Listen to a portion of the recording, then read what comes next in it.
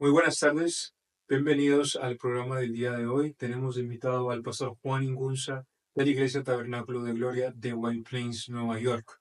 Pastor, ¿le gustaría dar unas palabras? Sí, que Dios los bendiga a todos. Como decía Cristian, soy el pastor Juan Ingunza, ah, el fundador de la Iglesia Tabernáculo de Gloria aquí en la ciudad de White Plains, estado de Nueva York. Dios los bendiga. Bienvenidos. Gracias, pastor. El día de hoy tenemos unas preguntas, una sesión muy interesante para que las personas que nos vean puedan conocer un poquito más de usted, pueda identificarse con usted.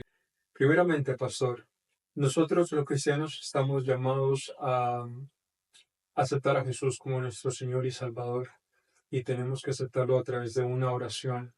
Eh, Cuando hacemos esta oración, soy salvo, pero a las personas que están afuera y que dicen, ok, voy a aceptar al Señor, hoy día voy a hacer mi oración y ya soy salvo. ¿Verdaderamente soy salvo o hay cosas que yo tengo que seguir para verdaderamente saber que soy salvo o tengo que guardar mi salvación?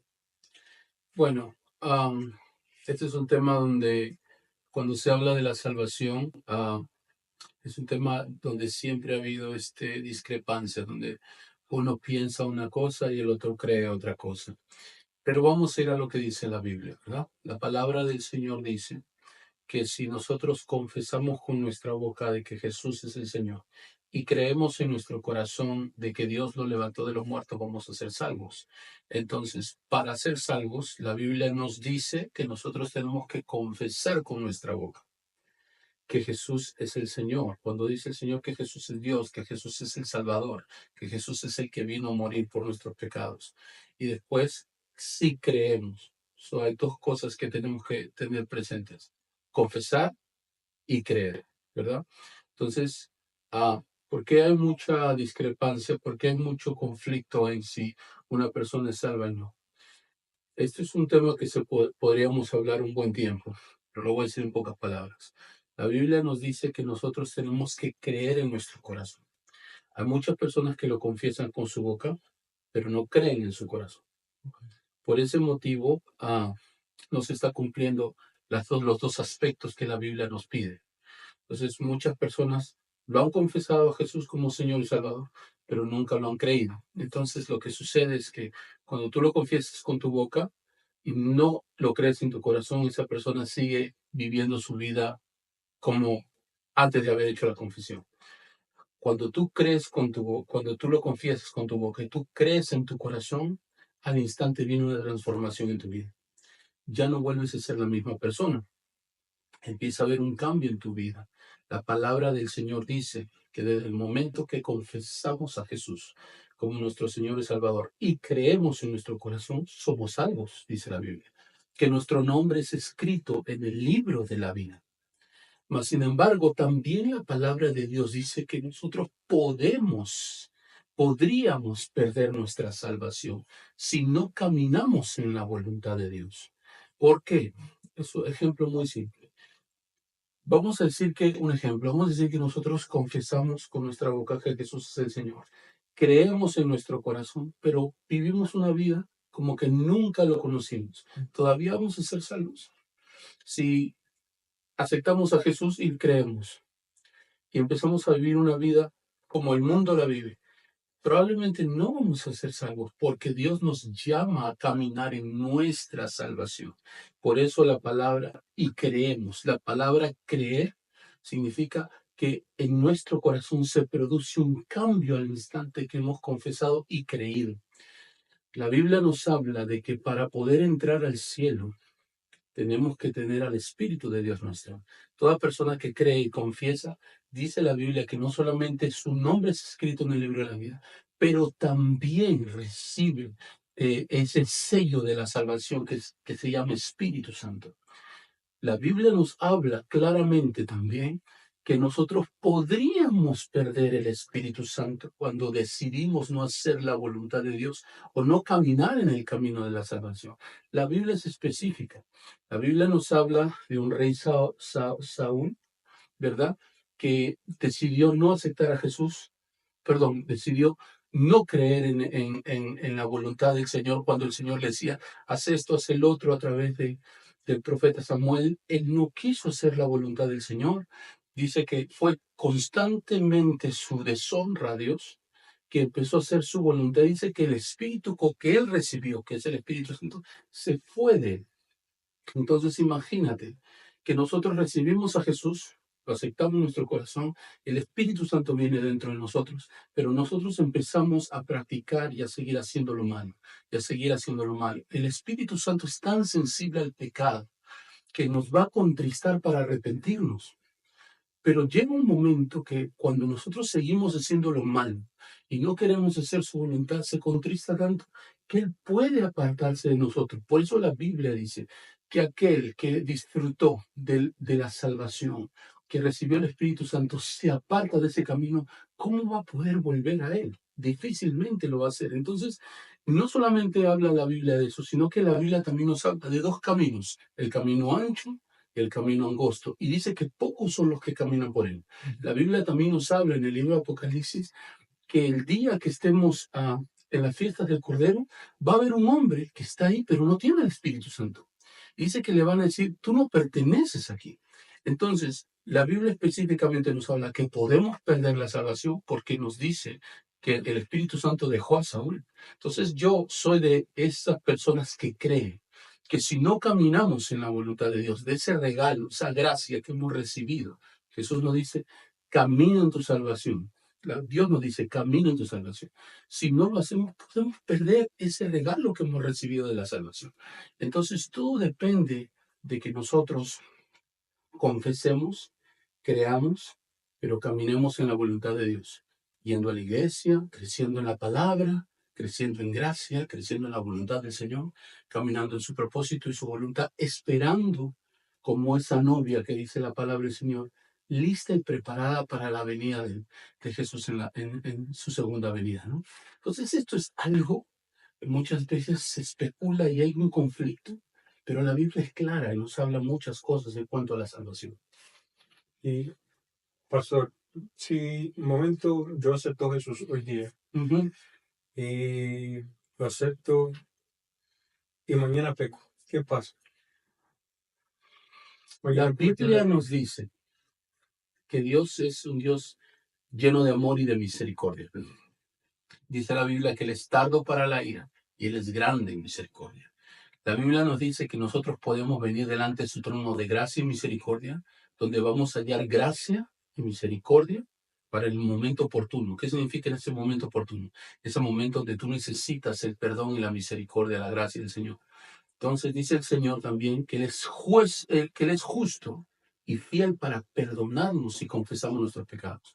En otras palabras, mientras la gracia esté en medio nuestro, que es el Espíritu Santo, es la presencia del Señor en medio nuestro, esté ahí, Él siempre nos va a contristar a arrepentirnos, nos va a llevar siempre a tener comunión con el Señor, a arrepentirnos y no volver al pecado. La diferencia de gracia y misericordia es esta, o la cara de la otra moneda es que si tú sabes hacer lo bueno y no lo haces, estás pecando. Y si tú te mantienes en el pecado, entonces el pecado va a traer consecuencias en tu vida. Dios nos perdona, pero Dios también desea y quiere que nosotros nos apartemos del pecado. ¿Por qué? Porque el pecado siempre nos va a separar de Dios. El pecado nos va a llevar a la muerte. Y el pecado muchas veces nos va a quitar todas esas bendiciones, va a ser un estorbo para las bendiciones que Dios nos da. El pecado nos va a llevar a una muerte espiritual, a una separación con Dios. Por eso nosotros siempre, cuando cometemos errores, que somos personas salvas por la sangre de Jesús, por el sacrificio de Jesús, somos personas que vamos a cometer pecado. La Biblia dice que todos los días vamos a pecar. La diferencia es cuando tú sabes y estás consciente de que eso que estás haciendo es malo y no lo debes hacer, es cuando nosotros tenemos que tomar la decisión de apartarnos.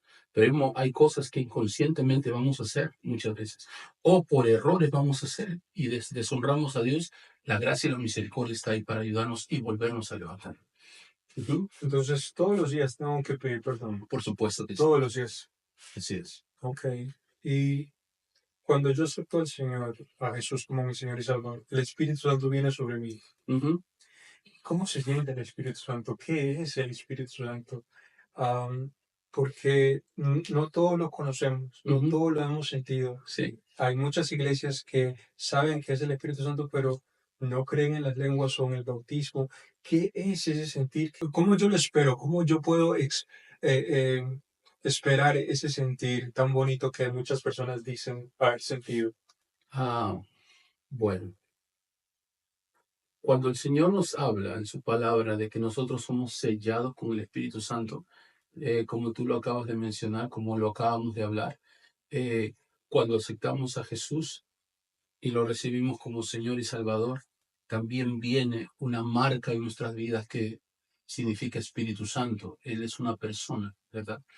Habita dentro de nosotros y Él es el que siempre nos va a guiar a hacer la voluntad de Dios, a caminar en el propósito de Dios. Muchas veces vamos a escuchar su voz como un pensamiento, como un sentimiento.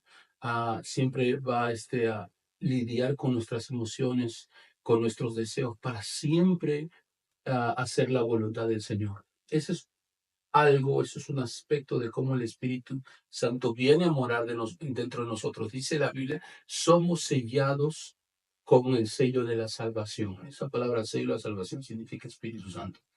Ahora, ah, la Biblia también nos habla que cuando tú aceptas a Jesús, eres sellado. También hay otro bautismo que nos está hablando del bautismo del Espíritu Santo. Generalmente este bautismo es para el pueblo del Señor. Todos están llamados, porque todos son llamados a recibir esto por causa de que somos hijos de Dios, pero viene cuando tú estás dispuesto a servir al Señor y hacer la voluntad del Señor. Algo que toda la iglesia debería estar haciendo. La iglesia está llamada a testificar de Cristo. La iglesia está llamada a ser testigo del Evangelio. Dice la Biblia que el Evangelio es poder, ¿verdad? Poder para sanar, liberar, para hacer milagros, para que Dios se manifieste en medio nuestro. Cuando tú estás ya dispuesto en tu corazón y tú anhelas a servir al Señor y ser de testimonio a este mundo, a todas las personas, viene un empoderamiento que se llama el bautismo del Espíritu Santo. Una cosa es estar sellado para la salvación. Ese Espíritu Santo te guía para ser un cristiano según la voluntad de Dios. Y otra cosa es ser empoderado con el bautismo. El empoderamiento se convierte en un canal de la gloria de Dios. Ese bautismo te va a equipar a hacer cosas sobrenaturales que un hombre natural no puede hacer. Ese bautismo te va a llevar a un crecimiento espiritual. Ese bautismo va a causar de que tú hagas cosas que en otro tiempo no podías hacer. Entonces, ese sentimiento que tú hablas que es hermoso, se puede experimentar cuando eres sellado con el Espíritu Santo, pero es más constante cuando tú recibes el bautismo del Espíritu Santo. Y eso viene para servir y para ser testigo a otras personas. Si en tu corazón hay anhelo de servir, de ser testigo de Dios a los demás, si tienes un corazón que ama a los perdidos, eso es para ti, porque eso te va a empoderar para ser testigo del Señor Jesucristo Jesús en este mundo. Y es un sentimiento que percibirlo, sentirlo es increíble. Es algo increíble, indescriptible, porque Él se manifiesta de diferentes formas. Hay veces se manifiesta como un viento, otras veces como un fuego, como una electricidad dentro. Constantemente te habla. Es una cosa transformadora en nuestras vidas. Y es verdad eso que a veces la gente se cae y no puede levantarse porque sienten un peso, Es verdad. ¿sí? Y, ¿Y qué hay de las personas que a veces he visto muchos videos que hay gente como gritando, hablando lenguas? Mm. Hay una diferencia entre verdaderamente el Espíritu Santo moviéndose en una persona y hay una persona quizás que se está moviendo por sus emociones.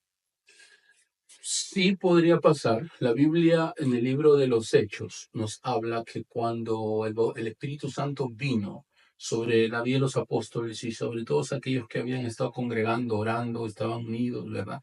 Dice que un día de Pentecostés, cuando estaban celebrando la fiesta de Pentecostés, el Espíritu Santo vino sobre ellos y dice que cómo se manifestó. Dice que podían ver como si hubiesen lenguas de fuego, era como una llama en la cabeza de ellos, ¿verdad?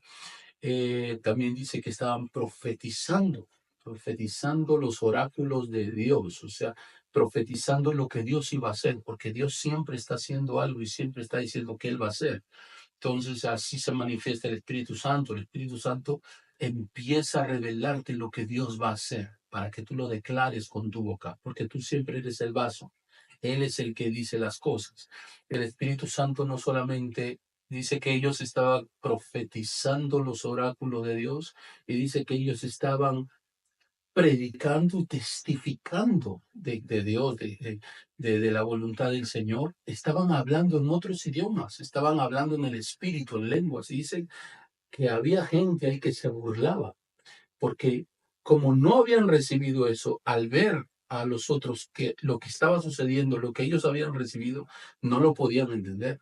Entonces el mover del Espíritu Santo, las manifestaciones del Espíritu Santo para alguien que no lo ha recibido, es una locura. Es algo que como no lo perciben, no lo están experimentando, siempre sacan conclusiones fuera de lo que realmente están viendo. Entonces, ellos decían, no, es que están borrachos, no, que están, que están, hoy en día se dice, oh no, que ellos son, Locos. locos, que ellos son los Interpretaciones. aleluyas, que se dicen muchas cosas, porque no lo saben, no lo perciben, no lo entienden, no lo han recibido, no lo experimentan. Entonces, la Biblia dice, ¿no?, que el mover de Dios, el fluir del Espíritu Santo para los que no lo entienden es locura, ¿no? Ujú.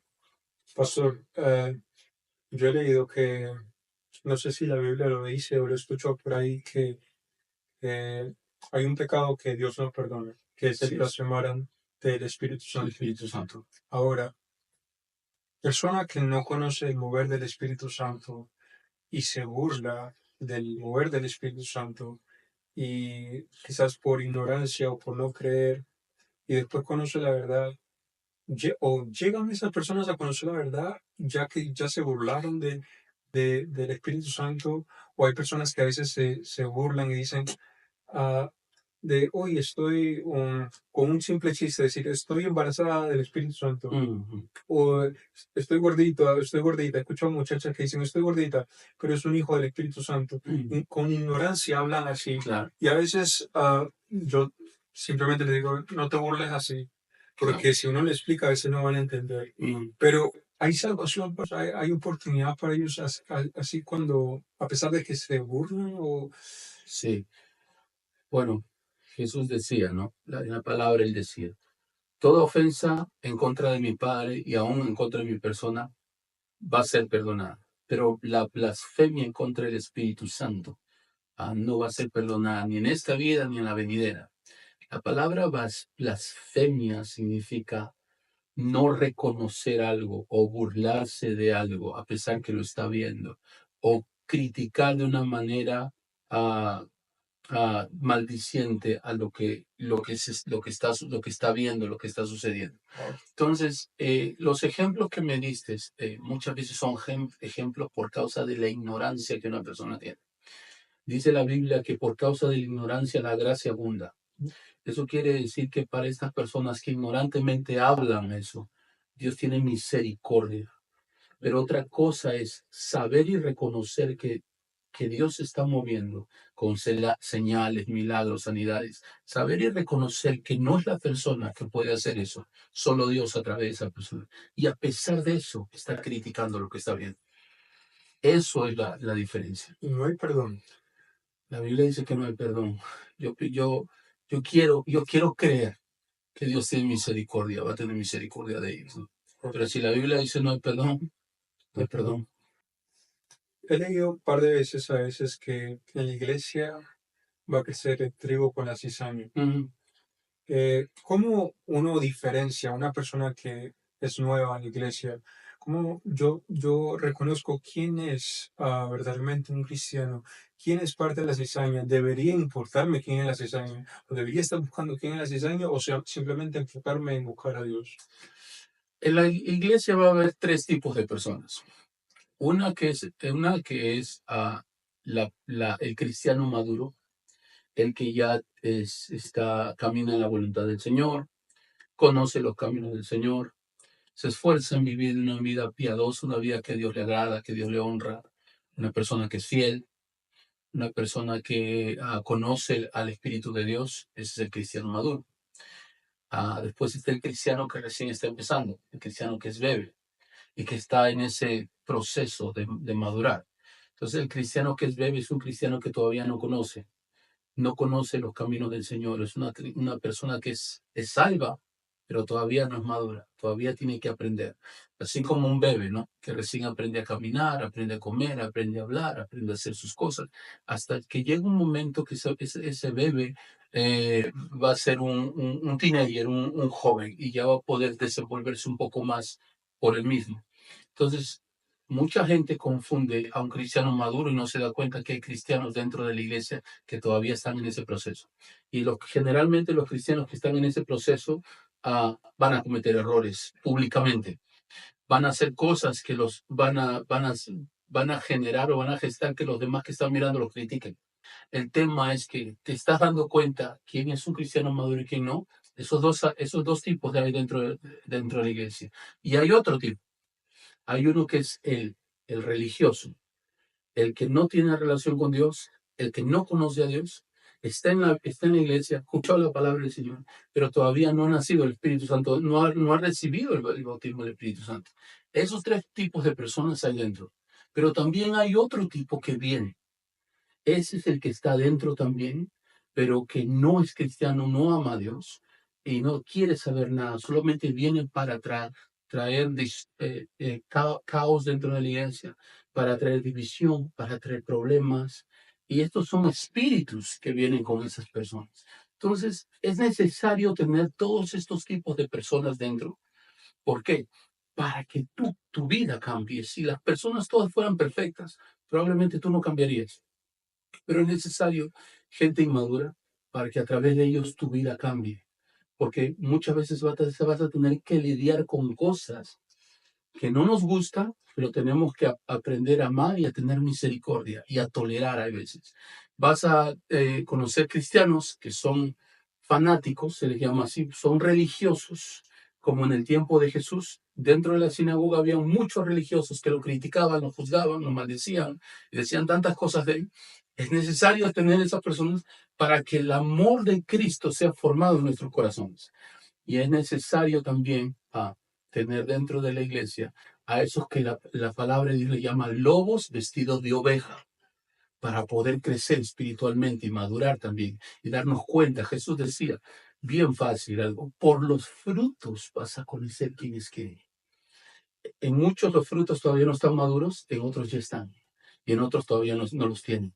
Entonces dice, por sus frutos, por su manera de hablar, su manera de vivir, su manera de hacer las cosas, de caminar en la voluntad de Dios, por sus frutos los vas a conocer.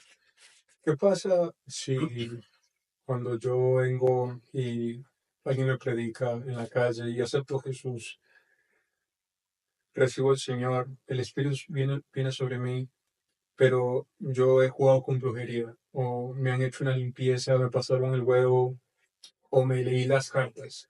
¿Qué tengo que hacer? Tú eres salvo del momento que aceptas a Jesús en tu corazón, tú eres salvo. Pero eso no quiere decir que todas esas maldiciones y ataduras con que te involucraste en el pasado se hayan roto. Ah, como hay un dicho que dice que el cristiano es como un pescado. Lo sacan del agua, pero tú no te lo puedes comer al menos que tú lo limpies, que le quites las escamas, que le quites todos los intestinos, etcétera, para que ese pescado sea comestible.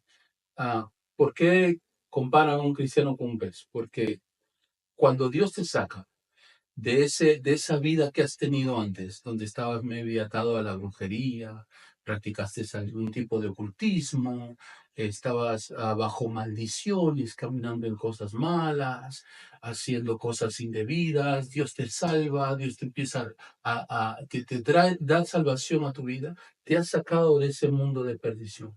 Pero ahora empieza un cambio de restauración, de sanidad y de liberación. Eres salvo, pero todo ese cambio de restauración es un proceso. Entonces muchos no conocen, no entienden esto y dicen, oh, pero ¿acaso la Biblia no dice que en Cristo Jesús ¿Somos nuevas criaturas y todo lo viejo ya pasó? Sí. Tu vida antes de Jesús, Dios ya no la recuerda. Pero tu proceso a ser al varón perfecto es un proceso donde Dios tiene que romper maldiciones, tiene que romper ataduras, tienes que confesar pecados para que se rompan.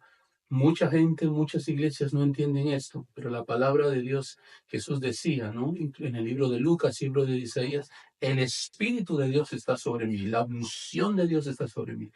Me ha ungido para sanar a los enfermos, para liberar a los cautivos. Cuando se hablaba de liberar a los cautivos, está hablando que gente que era de la descendencia de Abraham, en otras palabras, gente salva, para liberarlos, para sanar el corazón del quebrantado y herido espíritu y para sacar a los presos de la cárcel. ¿Qué significa eso? Para romper las maldiciones y ataduras que el diablo tenía sobre la gente. Entonces Jesús dice, yo he venido para deshacer las obras del diablo.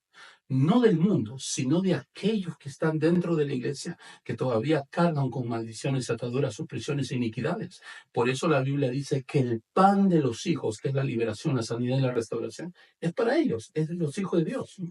Wow.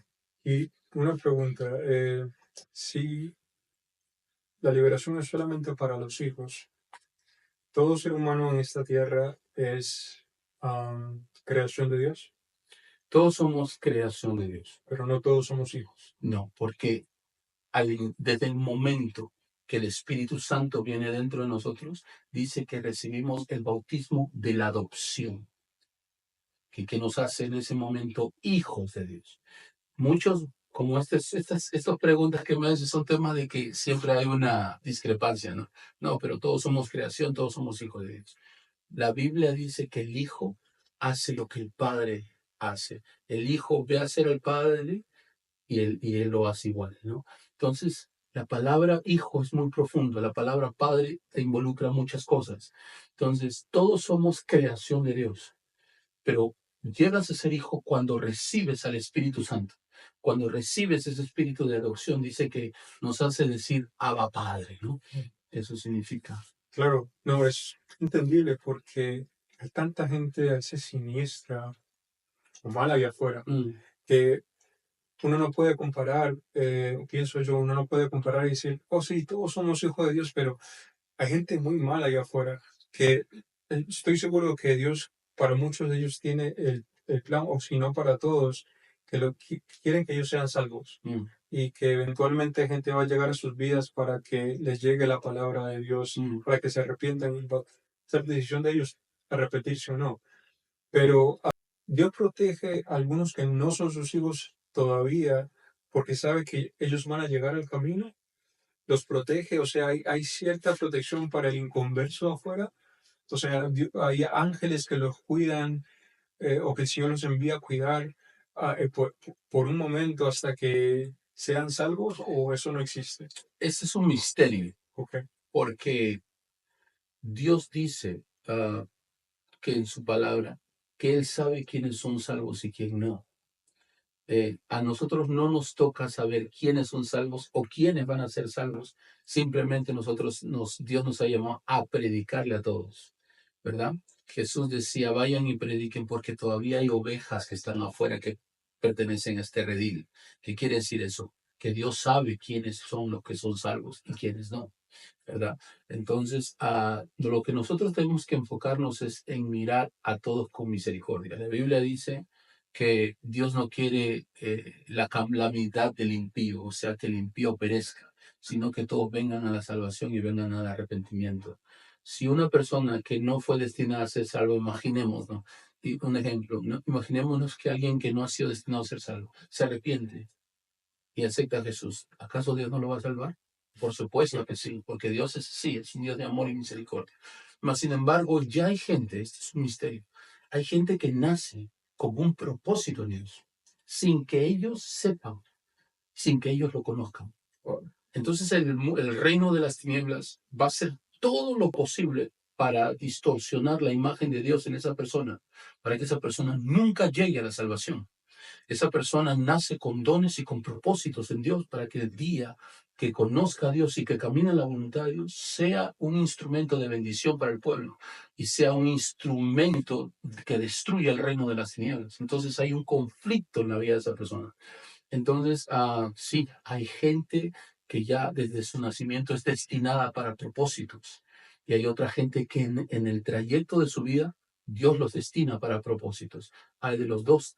Hay gente que ya Dios conoce que son salvos y hay otras personas que obviamente no lo van a hacer porque dice que Dios sabe quiénes son y quiénes no. Lo que nosotros tenemos que hacer es hablarle a todos como si todos sean destinados a grandes propósitos y Como que si todos todos sean fueran salvos. hijos o Sí, vayan a ser hijos. así es.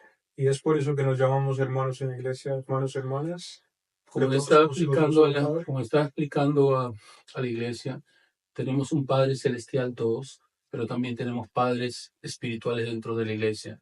Dios dice que Él nunca nos va a dejar huérfanos porque va a poner el Espíritu Santo dentro de nosotros, el Espíritu de adopción que nos hace hijos. Pero también Dios pone padres en lo natural, que estén mirando al Padre Celestial para que a través de este Padre natural nosotros podamos relacionarnos con un Dios que es Padre y nosotros podamos también sentirnos como hijos y podamos aprender de esta persona.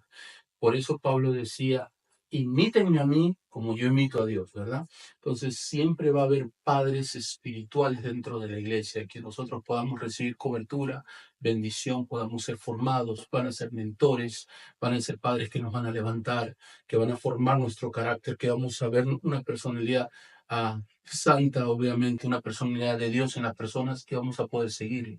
Si no tuviéramos esa imagen, entonces no podríamos conocer bien a Dios. Por eso Jesús le decía, ¿no? Cuando sus discípulos le decían, Maestro, muéstranos al Padre. Y Jesús le decía, tanto tiempo estoy con ustedes y todavía no me conocen, porque Jesús les mostraba al Padre, siendo Padre para ellos, ¿no? No solamente fue mentor, era Padre para ellos. Pastor, yo he visto usted liberar en la iglesia, he visto gente vomitar, y allá afuera se le llama a veces exorcismo, ¿cierto? Exorcismo en la iglesia se le llama liberación. ¿Cuál es la diferencia entre esos dos cuando quizás un padre de una iglesia, otra iglesia va y quiere liberar? A veces en la movie lo hemos visto con, van con la cruz, Sí, ¿verdad? sí, Pero yo lo he visto a usted liberar en el nombre de Jesús, sí. con el poder y autoridad del Espíritu Santo. ¿Cómo, ah, cómo uno llega? ¿Cuál ha sido su experiencia? O sea, deberíamos todos liberar, deberíamos cuidarnos. ¿Por qué es tan delicado? ¿Y por qué muchos pastores no lo hacen? Este es un tema amplio, lo voy a tratar de decir en pocas palabras.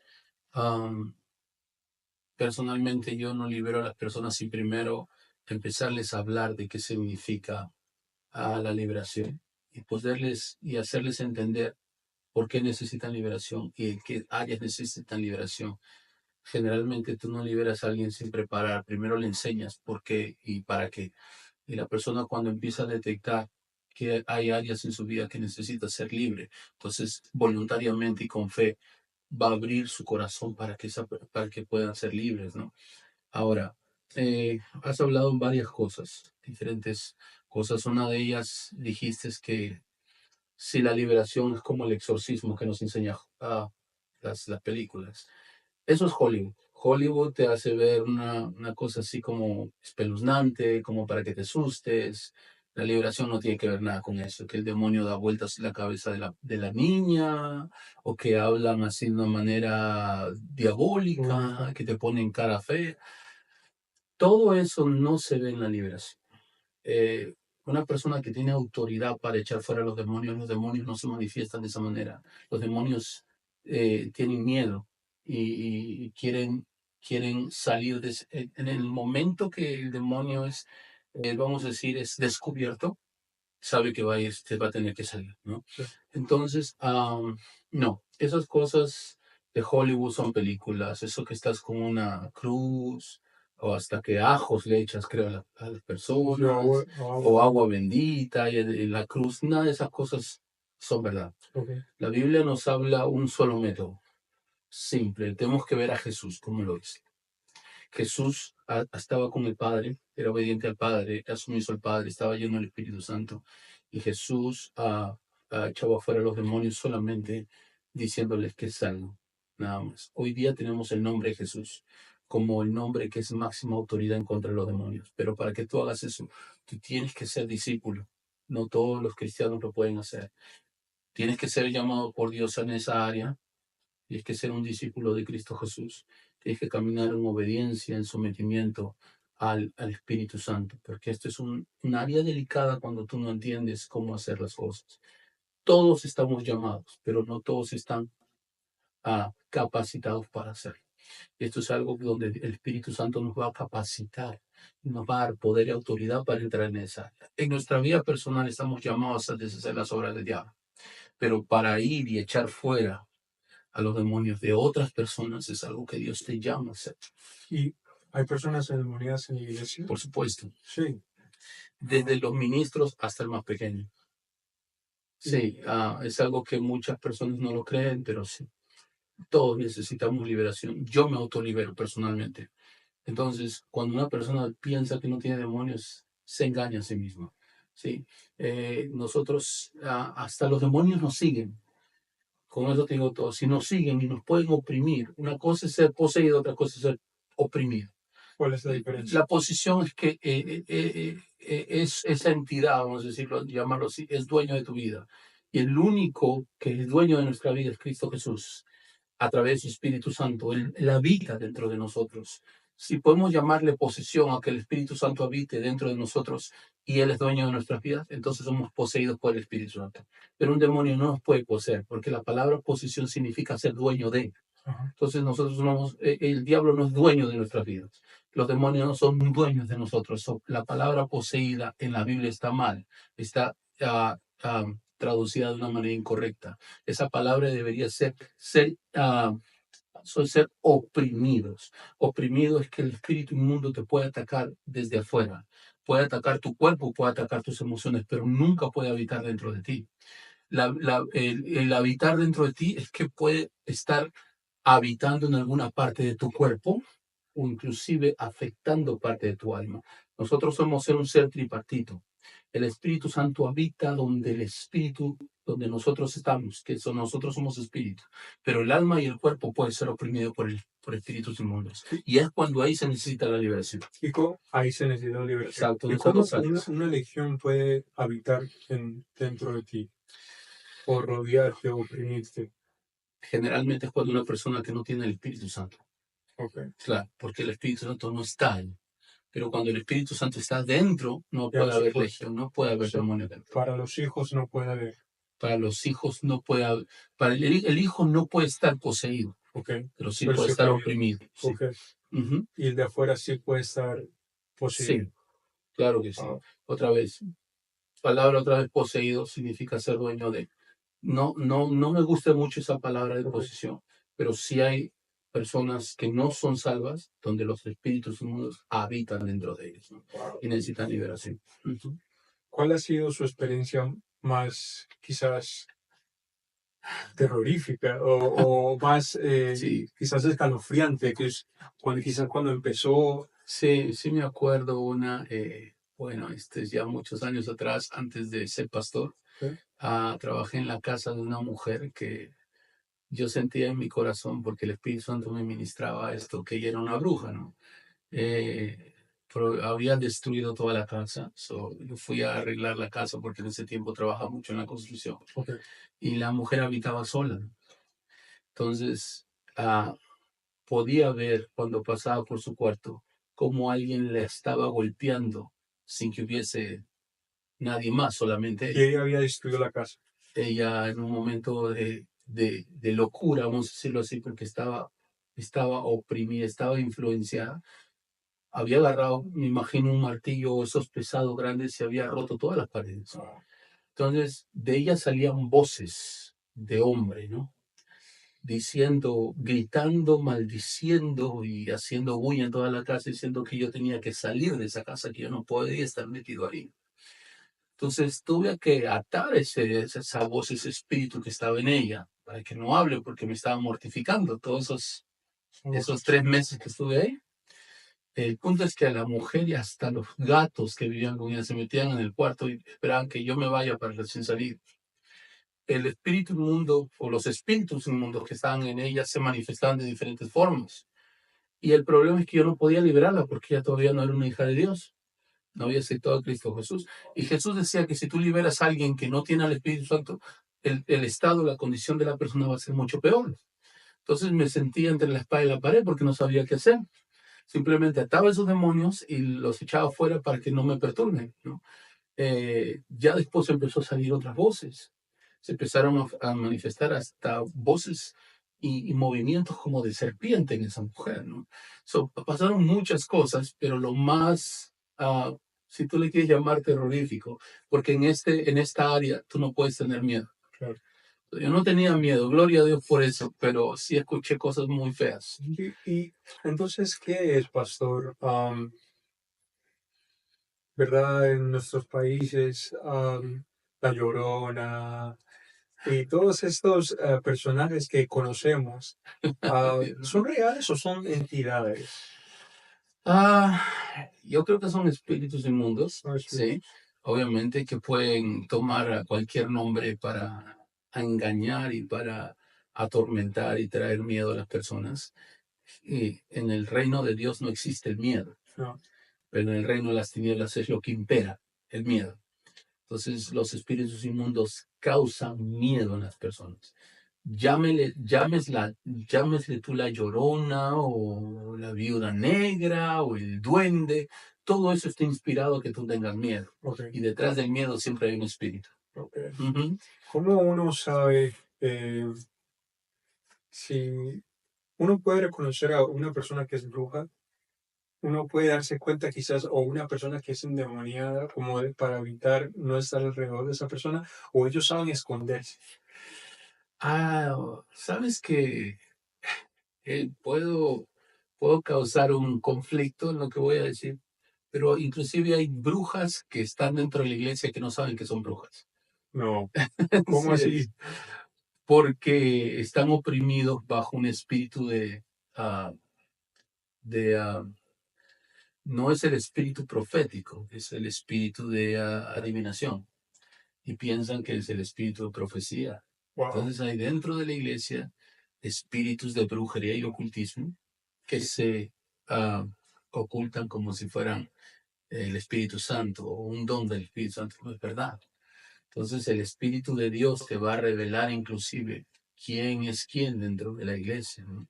Ahora, fuera de cómo te das cuenta si alguien es brujo o no, bueno, hay muchos detalles. Generalmente se visten de color, con ropa oscura, tienen amuletos que tienen que ver mucho con los símbolos diabólicos, a veces usan muchos rines negros, con imágenes de dragones, ah, tienen aún estos brazaletes también, tienen rines en los dedos del pie. am, ¿cómo adquirieron eso? Todo eso es por guianza de los espíritus guías que ellos tienen, que son de espíritus inmundos, ¿no? ¿Eso Les viene guían. de, o sea, pasado por generación o es? Probablemente puede ser por generaciones, sí. Como yo les comentaba una vez en la iglesia, había una persona que venía de generación de gitanos de 300 años atrás, es lo que el espíritu inmundo hablaba a través de esa persona, ¿no? Wow, Entonces, sí, sí, les gusta mucho lo esotérico, esas personas les gusta mucho hablar de las ciencias ocultas, nunca van a glorificar a Dios, por supuesto. Les gusta hablar de cosas de lo paranormal, lo sobrenatural, pero el reino de las tinieblas. Entonces, hay una atracción por el reino oscuro. por supuesto, en esas personas, sí. Sí, y muchos de ellos hacen pasar por cristianos y no lo son. Wow. Hay que tener cuidado, iglesia, sí. Aquí Hay, estamos escuchando. Inclusive hay gente en el Facebook que tienes que tener cuidado a quién estás escuchando, porque no vienen de Dios. Siempre lo verdadero también va a ser falsificado. wow. Ujú. ¿Sabe? Me he dado cuenta que todos los días nosotros lo que trabajamos, estamos manejando carros, estamos en tráfico, todos los días estamos expuestos a que personas nos maldigan. Ujú. Quizás cortamos a alguien o doblamos a la derecha, alguien Claro. de su carro nos puede Sí, maldecir, sí. como decirnos, espero que te pase Ujú, algo, mm, en cualquier lugar. sí. So, es importante, yo he leído sobre la armadura de Dios. Ujú. Es importante que todos los días nos pongamos la armadura de Dios, o es importante siempre estar constantemente cubriéndose con la sangre preciosa del Señor. Sí, y sí, no tanto porque la gente te maldiga, porque la Biblia dice que las maldiciones del impío no pueden tocarte. Okay. Dice la Biblia que la maldición no puede venir a una persona sin una causa. O sea, para que tú recibas una maldición es porque tú has abierto tu voluntad a ser propenso a recibir esa maldición. En otras palabras, estés pecando y no te arrepientas, vamos a decirlo así. Okay. ¿Ok? Entonces, las maldiciones de los de afuera, que vamos a decir un ejemplo, como tú El dijiste, carro. es del carro, te maldijo, no te pueden tocar. A Jesús lo maldecían hasta no más poder. Y no, ninguna Claro. maldición lo podía tocar. Si Jesús hubiese vivido en pecado, probablemente las maldiciones le podían tocar. Okay. Pero no, las maldiciones solamente tienen lugar o tienen cabida o hacen un nido donde la puerta del pecado está abierta en la vida de esa persona. Oh, wow. ¿Entiendes? Entonces, Entonces, no, ¿por qué la armadura? la armadura no solamente es por una maldición, porque hay brujos que sí te pueden maldecir, no pueden conjurar cosas en contra de ti, gente que te envidia, que te cela, que procura tu mal. Eso es como una energía negativa que quiere venir en contra de ti. El diablo lo utiliza para traerla en contra de ti.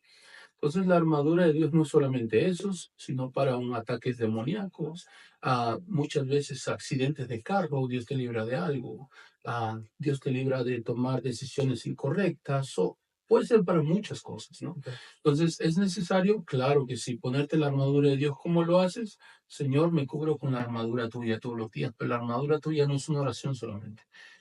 Involucra muchas cosas y lo más importante es siempre estar leyendo la Biblia, ¿no? Por eso se llama el yelmo de la salvación, ponerte el calzado para predicar el Evangelio. Estamos llamados a predicar el Evangelio, ¿verdad? Y estar en constante oración, utilizar la palabra como una espada. Entonces, la armadura involucra que estemos haciendo estas cosas también. Y eso significa, ¿no? Wow, gracias, pastor.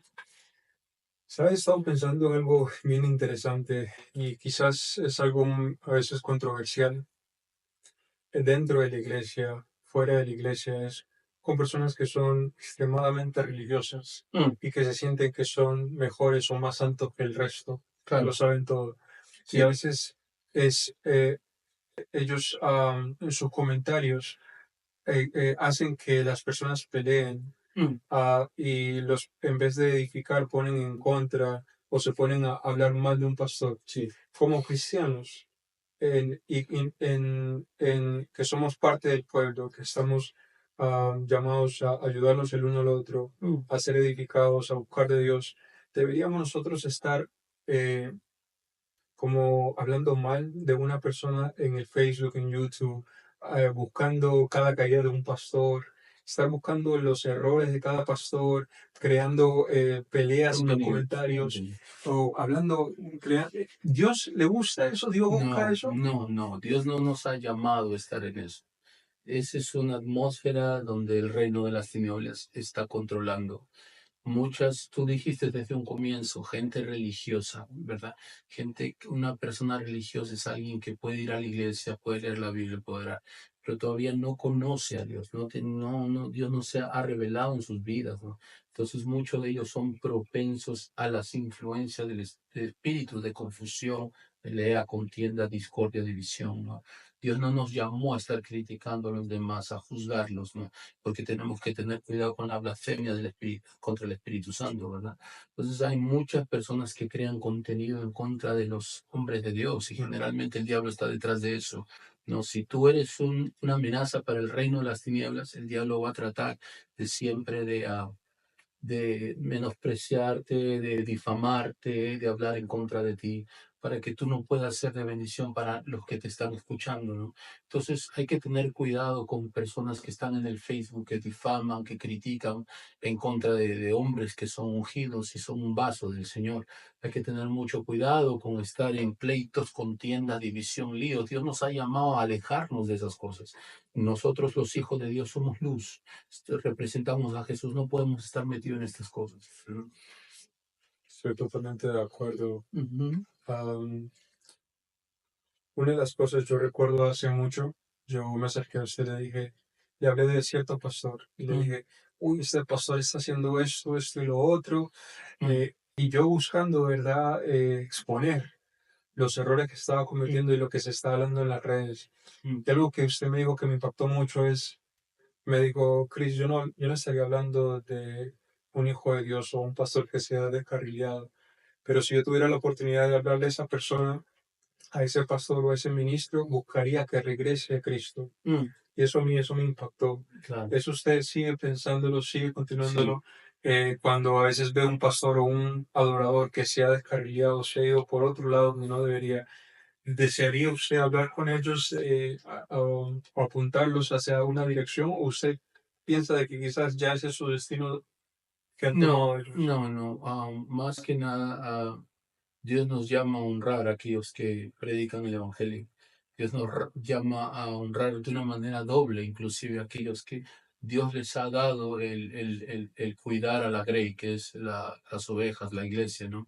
Entonces, el diablo siempre va a querer tumbar a los que están al frente para destruir a la iglesia, ¿no? Entonces, la iglesia no se da cuenta de esto y muchas veces la iglesia tiende a juzgar y a criticar, a maldecir y a desprestigiar a aquellos que han caído porque hay un diablo que es real, ¿no? Entonces, Dios nos ha llamado no a criticar, a juzgar, Dios nos ha llamado al ministerio de la reconciliación. ¿Qué significa eso? Que si ves a un caído, reconciliarlo otra vez con Dios, restaurarlo, levantarlo otra vez, volverlo a levantar para que sea útil al reino, ¿no? Ah, obviamente, ¿no? La persona necesita ayuda y la ayuda muchas veces, dependiendo de lo que haya pasado con esa persona, puede tomar un tiempo de restauración, ¿verdad? Entonces, nada, si yo estoy frente a una persona así, eh, como yo tengo que mirarme como esa persona, como que si yo estuviese, ¿no? ¿Qué es lo que yo quisiera que hagan conmigo? Que me restauren, me levanten y me ayuden. ¿Usted cree, Solo yo voy a hacer lo mismo que yo quisiera, ¿no? creo que a Entonces, veces como cristianos, como a veces por la gracia hemos recibido la salvación, el perdón del Señor, a veces nos olvidamos de tener misericordia por el por hermano? supuesto, sí, por supuesto. A veces tenemos una mente muy prejuiciosa y nos olvidamos de la gracia y la misericordia que nosotros un día recibimos. Y Dios dice que nunca debemos de dejar de reconocer de dónde Dios nos sacó. Siempre tener esto presente para que nunca el espíritu de orgullo empiece a nublar nuestra mente y nuestro corazón. ¿Cómo me doy cuenta que tengo el espíritu de orgullo? ¿Cómo creo que algo con lo que batallamos a veces muchas personas es ser humildes ¿Ya? o quizás no reconocer de que somos orgullosos? Bueno, una de las cosas que son bien marcadas en la persona, en el espíritu de orgullo, es que no te gusta que te corrijan. Cuando te corrigen, te molestas. Solamente con eso tienes que darte cuenta que tu corazón es orgullo, porque el orgulloso no le gusta ser corregido. No, el orgulloso siempre piensa que está en lo correcto y nunca piensa que está mal, ¿no? Al orgulloso no puede, le cuesta someterse a la autoridad. No le gusta estar bajo autoridad. El orgulloso muchas veces quiere hacer su voluntad y no quiere hacer la voluntad de Dios. Entonces hay muchas cosas que tienen que ver con el orgullo, ¿no? Y más que nada nosotros tenemos que siempre ir delante de Dios y decirle, Señor, examina mi corazón, muéstrame si en mi corazón hay áreas que no están correctas. Eh, entonces, toda desobediencia a la palabra de Dios ya es una raíz de orgullo en nuestro corazón, porque no queremos someternos, ¿no?, a la voluntad, al señorío del Señor. Eso es orgullo. ¿Cómo es? ¿Cómo yo sé? eh, Bueno, me imagino que por eso es necesario que todos los días tengamos que pedir perdón al Señor para mantenernos humildes. Más que nada, reconocer en qué áreas no somos humildes, ¿no? Ok. Y pedirle al Señor que nos revele en nuestro corazón, porque no nos damos cuenta. El orgullo no es algo que tú puedes reconocer, es algo que muchas veces se reconoce a través de los errores que cometemos y de las actitudes que tenemos. Y no se ven en ese momento, se ven en el momento que está sucediendo en nuestras vidas, ¿no? Muchas veces es bueno tener a alguien que nos corrija y nos diga, ¿sabes qué? Esto lo estás haciendo mal, mira, esto es peligroso, ten cuidado, ¿no? Entonces, eso es bueno para apartarnos del orgullo, tener a alguien así, alguien confiable, ¿no? Que nos pueda ayudar, ¿no? ¿Qué tanto poder tenemos en nuestras palabras? Mucho poder, al punto que el diablo utiliza nuestra misma boca para atacar a otros. Porque a través de nuestra boca bien desatamos bendición, bien desatamos maldición. Entonces el diablo siempre quiere que desatemos maldición para que lo opere, porque entonces tiene un derecho legal para hacerlo. ¿Es más doloroso matar a alguien con nuestras palabras o que alguien le pase un accidente y muera? Eh, Ah, bueno, tú no, tú no tienes que matar a alguien con un cuchillo, ¿verdad? O claro, con claro. dispararle. Sí, sí. Tú puedes matar a una persona con tus palabras cuando le deseas mal, ¿no? Cuando criticas, juzgas a esa persona. Es algo Entonces, que quise decir, podemos matar a alguien con nuestras palabras. matar, O sea, matar su espíritu, dañarlos, dañarlos. dañarlos emocionalmente, sí. Dañarlos emocionalmente y físicamente sí lo podemos hacer. Y generalmente no nos damos cuenta, pero muchas veces lo hacemos con la gente que está más cerca a nosotros, ¿no? Wow. Aquellos que nos aman, ¿verdad? Siempre he escuchado el decir, a mí no me importa por lo que la gente diga de mí, pero a veces me hiere la gente que está cerca a mí. Sí, sí, es Entonces verdad. el diablo le gusta utilizar gente que está cerca a ti, que emocionalmente está conectada contigo para dañarte emocionalmente y herirte, ¿no? Y dejarte, si hay mucha gente que está enferma, no físicamente, está enferma emocionalmente. Y muchas veces no han pasado por una restauración o sanidad interior. Entonces esas personas se pueden quedar así el resto de su vida. Entonces, eso también se le llama una enfermedad espiritual.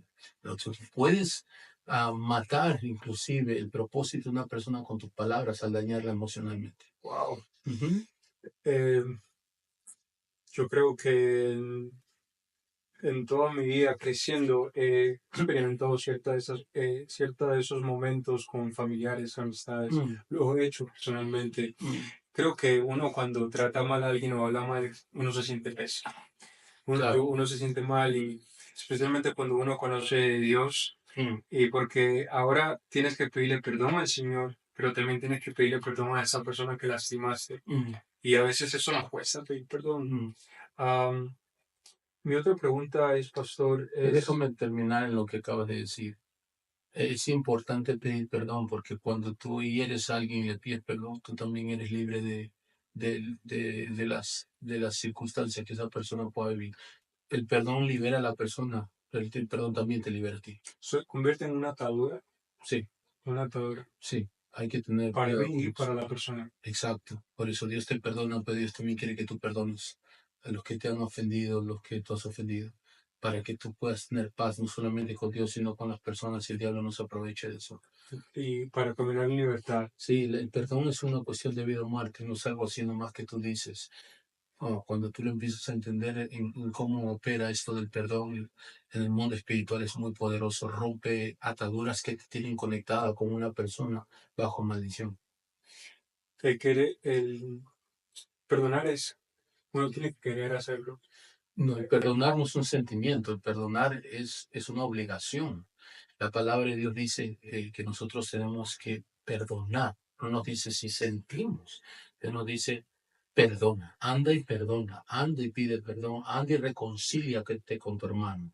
So, es un comment, ¿cómo se dice la palabra?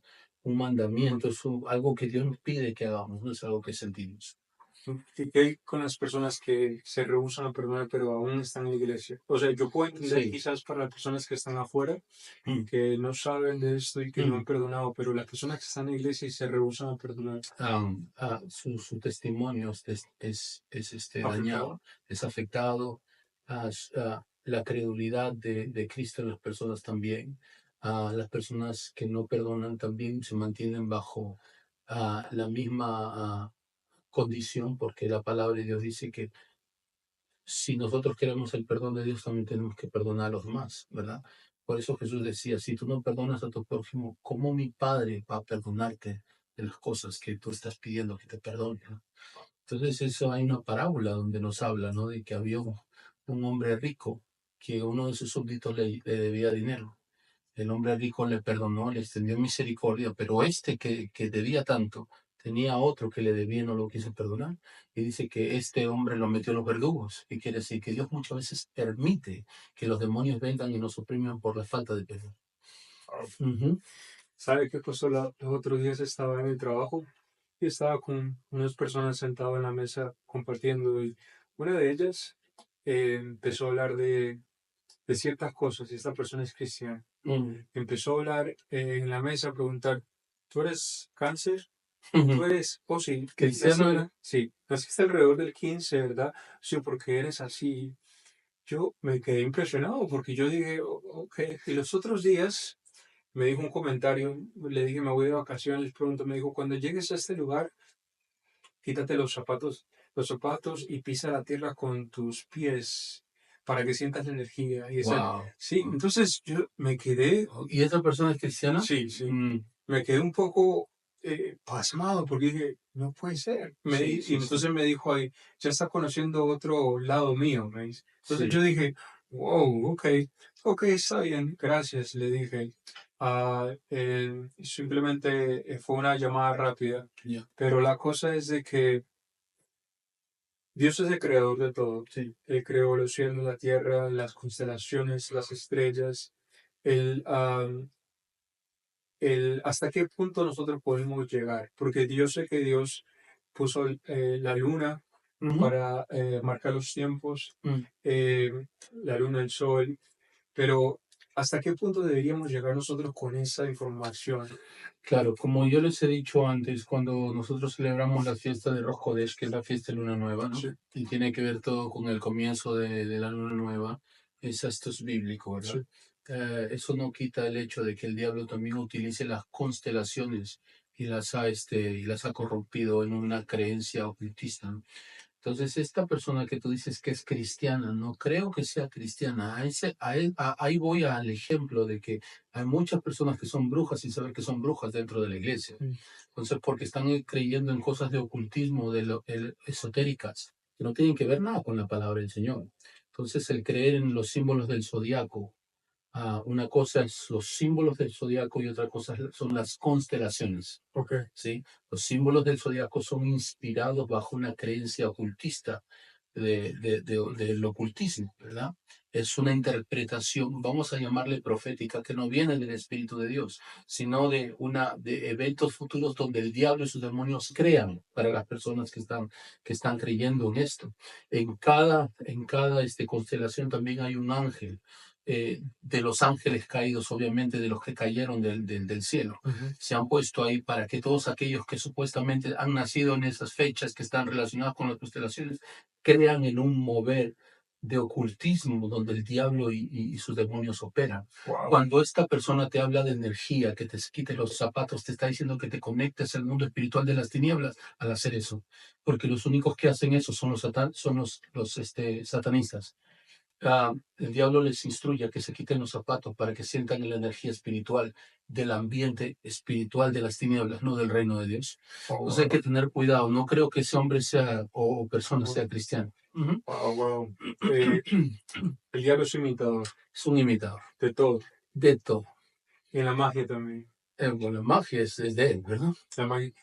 Y sí, pero Dios no creó la magia, o sí la creó. Dios, mm, el significado de la magia significa ciencias del oculto. Ok, Dios, cuando se habla de que si creó la magia o no, estamos hablando de algo que tiene que ver con el reino de las tinieblas. ok, Dios no creo que haya creado eso. ok. Creo que ha existido de alguna manera. ¿Cómo los nefilines? ¿Que Dios no creó los nefilines? por supuesto. Ujú. Ok. Claro, esa no fue la voluntad de Dios, Dios no la creó, ¿verdad? Mas, sin embargo, sucedió por causa La del rebelión. pecado, de la rebelión de Wow. estos ángeles, ¿no? De Lucifer y los ángeles, Por ¿no? eso Dios nos aniquiló. Por eso Dios ah,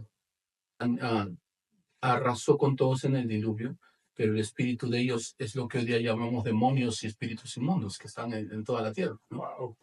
Ujú. Yo he visto muchos videos pasar por ahí del rey Salomón. Ya, En videos, quizás canales cristianos, sí. y hablan de el libro de la magia del rey Salomón, que él Mm, fue el rey de la magia y hacía muchas sí, cosas. sí. Me pone a pensar porque me imagino que hay tanta cantidad de jóvenes y personas adultas mirando estos videos, Mm, y quizás se ponen a leer esos libros mm, sin verdaderamente nuestro primer llamado debería ser leer la Biblia, por ¿cierto? supuesto. Eh, ¿Por qué dicen que eres un padre de la magia, o una persona que fue muy sabia en la magia? ¿Usted cree lo mismo? No, yo Ok, no creo eso. Yo creo lo que la Biblia dice, ok, ¿verdad? La Biblia habla de que Salomón era un hombre muy sabio, porque Dios lo volvió tan sabio que la Biblia dice que no hubo hombre tan sabio como él después de él. Él fue el único, el primero y el que después que no hubo otro ser tan sabio como él, ¿no? Al punto de que la reina de Seba y otras personas importantes venían a consultarlo a él por causa de su sabiduría. Pero la Biblia nos habla que él se corrompió por causa de sus relaciones con mujeres con que tuvo matrimonio, mujeres paganas, mujeres que no estaban dentro del pacto de Dios, ¿no? Entonces ahí fue donde la sabiduría que él tuvo se empezó a volver a tenebre, oscura, oscura. ¿verdad? Entonces en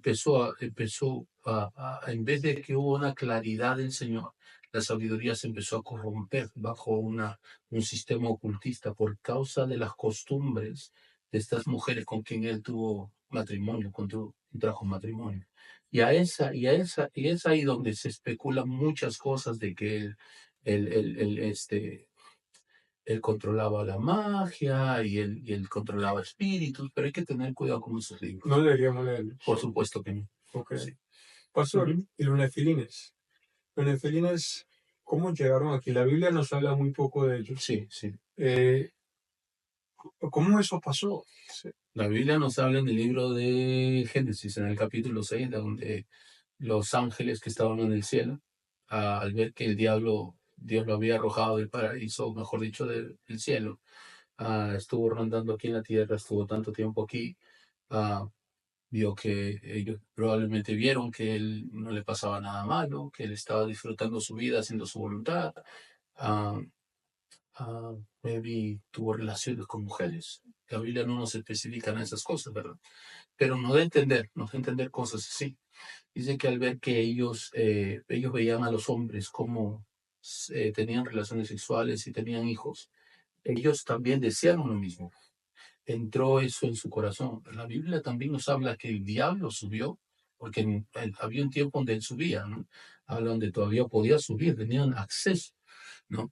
Y empezó a corromperlos, dice, ¿no? Porque dice que el dragón, dice la palabra del Señor dragón, arrastró a la tercera parte de las estrellas. Está hablando de los ángeles, ¿no? Entonces, los ángeles que nos hablan en el libro de Génesis capítulo 6, dice que ellos bajaron a la tierra, dejaron el lugar donde Dios los había puesto, bajaron y tuvieron relaciones con las mujeres y tuvieron hijos.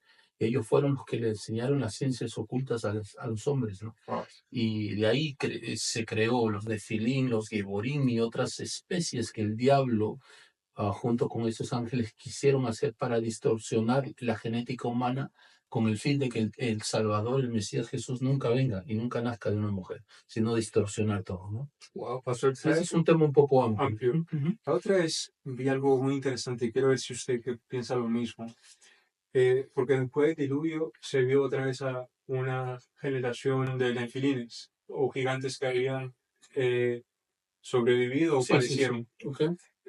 Dicen por ahí que, o hay especulaciones de que de pronto eh, Noé, cuando llevó sus hijos al arca, sus hijos llevaron sus esposas. Mm. Y ellos decían que una de sus esposas, porque dice la Biblia que Noé era perfecto en su So, generación. Entonces, se dice de que él fue perfecto, sus hijos también, pero las escogía sus esposas de ellos, mm, alguna de ellas de pronto cargaba algún ADN que había venido de alguno de estos gigantes, yeah. y que por eso una de ellas pudo dar a luz a uno de ellos. Mm. ¿Usted cree que eso es verdad o es una especulación? Son especulaciones porque la Biblia no te aclara nada de eso, ¿verdad? Ok. Ahora, antes del diluvio, cuando hablamos de nefilines, de los giborines, estamos hablando de hombres que tenían a 35 metros, 35 pies de altura, Sí, sí. 25 pies de altura. Después del diluvio no ha habido hombre que llegue a esa altura. ¿O Creo no que la hubo? altura que ha habido hasta donde yo sé es un hombre que haya alcanzado los 8 hasta 9 pies de altura. Y eso es raro Sí, sí. en generaciones pasadas hasta el día de hoy. Creo que el hombre promedio a lo que llamamos alto llega hasta los Siete, ocho. 7. Cuando hablamos de Goliat en la Biblia, estamos hablando de que Goliat tenía 9 pies de alto. Pero antes del diluvio, los hombres que venían de la mezcla entre ángeles y mujeres tenían 25 pies. Gigantes. Eran gigantes, 30 pies. Nunca más se volvió a ver eso, ¿no? Ok. Después del diluvio. Wow. Mm. Creo que otra pregunta más que me gustaría tocar es, ¿cómo puedo escuchar la voz de Dios? ¿Cómo puedo acercarme más a Dios? Cuando recién yo empiezo la vida cristiana, creo que a todos nos encantaría escuchar la voz de Por Dios. supuesto. ¿Cómo usted escucha la voz de Dios? ¿Qué es? ¿Es algo sublime? ¿Es algo en su corazón? Ah, ¿Es una experiencia? ¿Es a través de sueños? ¿Cómo uno reconoce que es Dios? Sí, la voz de Dios puede ser audible, como lo vemos en el caso de Samuel, ¿verdad? Cuando era niño y estaba en el templo y escuchó la voz audible de Dios, pensaba que era Elí, ¿no? Que estaba ahí el sacerdote. Dios habla así de voz audible, pero Oh, ¿verdad? también habla a través de pensamientos. En el mundo espiritual, los ángeles no se hablan con voz audible, se hablan a través de pensamientos. Los demonios, cuando le hablan a una persona, no le hablan con voz audible, le hablan a través de pensamientos. Entonces, inclusive el mundo espiritual, entre ellos se hablan a través de pensamientos, como es el caso de la telepatía, ¿verdad? Esto es del mundo espiritual. Entonces, el Espíritu de Dios nos habla a través de los pensamientos. ¿Cómo sabemos que es Dios? Porque nunca contradice lo que su palabra ya es, ¿verdad? Él siempre nos va a hablar a través de pensamientos, como dice la palabra del Señor, que lo honren, que le den gloria a Dios, que no contradigan su palabra.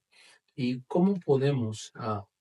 Por eso la Biblia dice que nosotros tenemos que meditar en todo lo bueno, ¿verdad? Lo que es justo, lo amable, lo puro, lo de buen nombre, lo que glorifica a Dios, en estas cosas piensa. El Espíritu Santo siempre te va a hablar para que el entorno de lo que tú piensas siempre esté enfocado en lo que dice la Biblia, ¿no? Entonces, pensamientos buenos, pensamientos que honran a Dios, pensamientos de bendecir, de ayudar, de amor, de misericordia.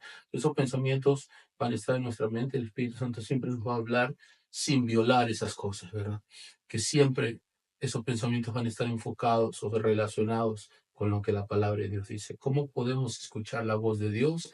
Es un tema de que tenemos que acercarnos a Dios, tenemos que tener relación con Dios, tenemos que amar la presencia de Dios, tenemos que desear que Él nos hable. Y el primero, antes de que Él nos hable, el primero va a utilizar a alguien para que te hable.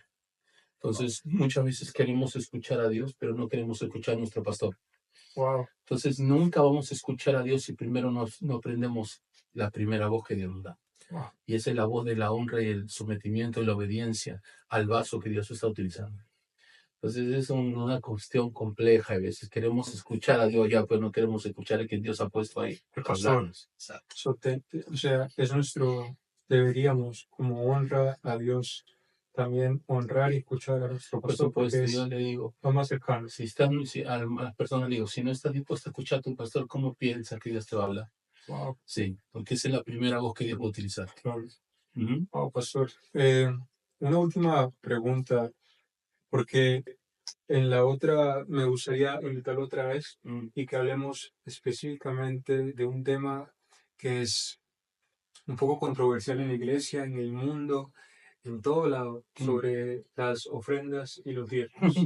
Por Y supuesto. me gustaría que me enseñe, Eso que es nos algo que a enseñe a mí me todos. bendice mucho, a mí me emociona, es algo que yo lo vivo y con gozo, con mucho gozo. Un paréntesis, pero eso lo vamos a dejar para la otra sección que vamos a tener juntos, pero ¿el Señor nos llama a ser prósperos o nos llama a vivir una vida normal económicamente? Cuando Dios dice en su palabra que nosotros estamos llamados a reflejar su gloria, está hablando de varios aspectos y uno de ellos es la prosperidad. Prosperidad. En el cielo no existe ni la pobreza, ni la escasez, ni la deuda, ni nada de esas cosas, porque esas cosas son símbolos de maldición. Porque hay muchas personas afuera que quizás dicen, oh no, yo no voy a esa iglesia porque ahí predican la prosperidad. ¿Por qué les molesta tanto el que los hijos de Dios deberíamos ser prósperos para ayudar Claro, al necesitado? mientras el diablo pueda mantener a la iglesia bajo pobreza y escasez y deudas, nunca la iglesia a través de las finanzas va a poder impactar una nación. Porque el reino no solamente se establece a través de señales, milagros, sanidades y liberación, también a través de las finanzas. Dios siempre bendijo a su pueblo. Y dice la palabra del Señor que Jesús, siendo rico, cuando se habla de riqueza, está hablando de toda la gloria que había en el cielo. ¿Sí? Las riquezas de este mundo son pobreza comparadas con lo que hay en el cielo. Entonces dice, Jesús se hizo, siendo rico, se hizo pobre. O sea, vino al estado de que el hombre promedio está. Dice que para que a través de su pobreza nosotros seamos ricos, podamos reflejar las riquezas de los cielos. Y eso es algo que necesita revelación para entenderlo. Por eso mucha gente lo que no entiende lo critica.